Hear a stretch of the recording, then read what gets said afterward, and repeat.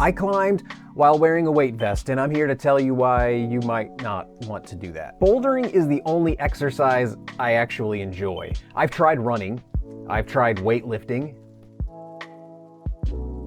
I've even done the odd jumping jack on occasion, but those things all bore me. Bouldering has been a revelation, but in terms of building strength, bouldering has limits, notably my own body weight being a limiting factor. At some point, a person's body weight isn't enough to grow muscle, and as you can tell by looking at me, I've already maxed out that ability to grow muscle.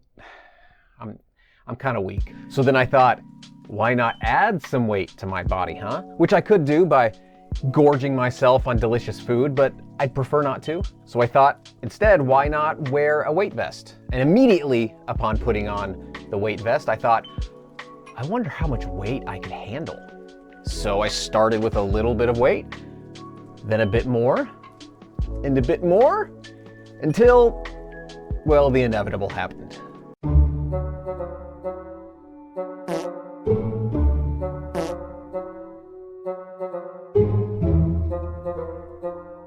I soon learned that climbing with a weight vest can be dangerous. You know, my body is built to carry about 155 pounds.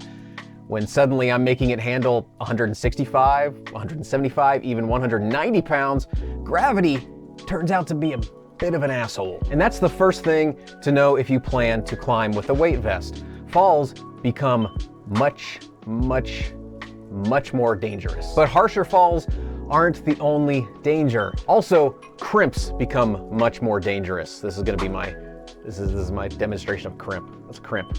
Not only because of the falling thing I mentioned, but because the higher likelihood of skin tears is introduced when you have all of this weight on a tiny little surface area. And because of the stronger grip that's needed to hold onto those crimps, there's also a higher likelihood of just ripping your calluses and causing flappers. So keep those calluses sanded. But despite these dangers, I was willing to give it a go. How did it go? We'll see.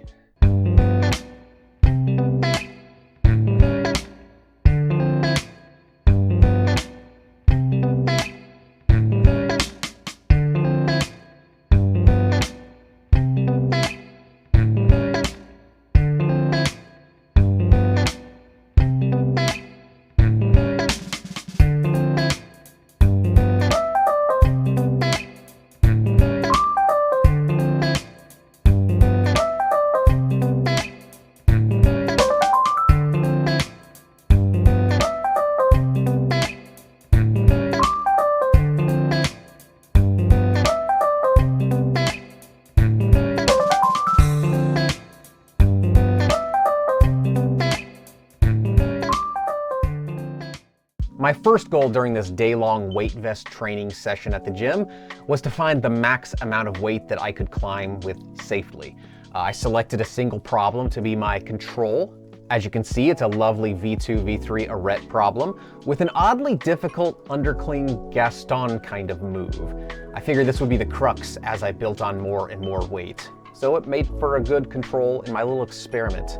The weight vest is filled with these tiny little black sandbags, and each one of these black sandbags weighs about 2.05 ounces, which, as we all know, without having to use Google to convert into kilograms, equals 0.929. But I'm going to round the weight all the way up to 2.5 pounds, because that's how much I thought they weighed when I recorded all of the footage for this damn video.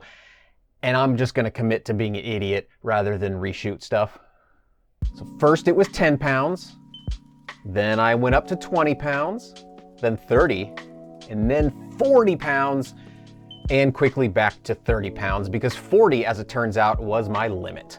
That Gaston that I talked about earlier, yeah, that's what took me down. Any more weight at any higher of a height, and the fall that I took off of this Gaston could have been pretty disastrous, honestly. A twisted ankle, maybe some sort of knee tear. It's incredibly scary falling even from a short height with so much extra weight that your body isn't used to handling. So my standard weight for the session was reduced to 30 pounds of extra weight, and that's what I used for all of the weighted climbing sessions and problem sending that I'm doing in this video.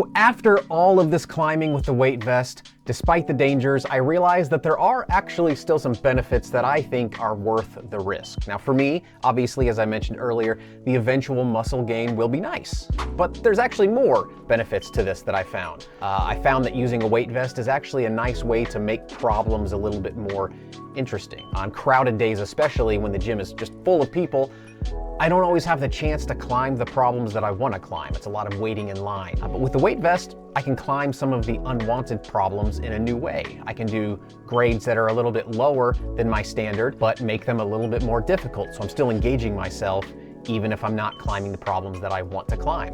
That was an unexpected benefit. Also, I was very surprised by how much climbing with the weight vest helps to improve my footwork. Because I don't want to jump down from a finish hold, I'm forced to climb down, which puts a focus on my feet. Nice. Also, when climbing up, because falling is so much more of a concern, I make extra sure that my feet are stable before I move on in the problem.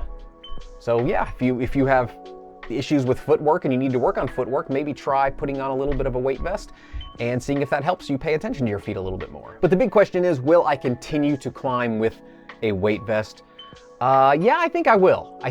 I believe the benefits outweigh the risks, although I am going to be very, very, very cognizant of the risks because they are risky, as implied by the term. I don't know how often I'll do this, probably maybe like once a week or so. I might add the weight vest to sort of make the routine a little bit more interesting. But I'd love it if you maybe subscribe to this channel so that you can follow my journey as I build some strength and even maybe possibly increase my session weight to 40 pounds from 30 pounds or even more. I don't know. But until then, maybe watch some more of my videos. There's some over here and they're probably good. And don't forget to subscribe and like this video and comment and all the other things, but mostly just watch more videos because they're good.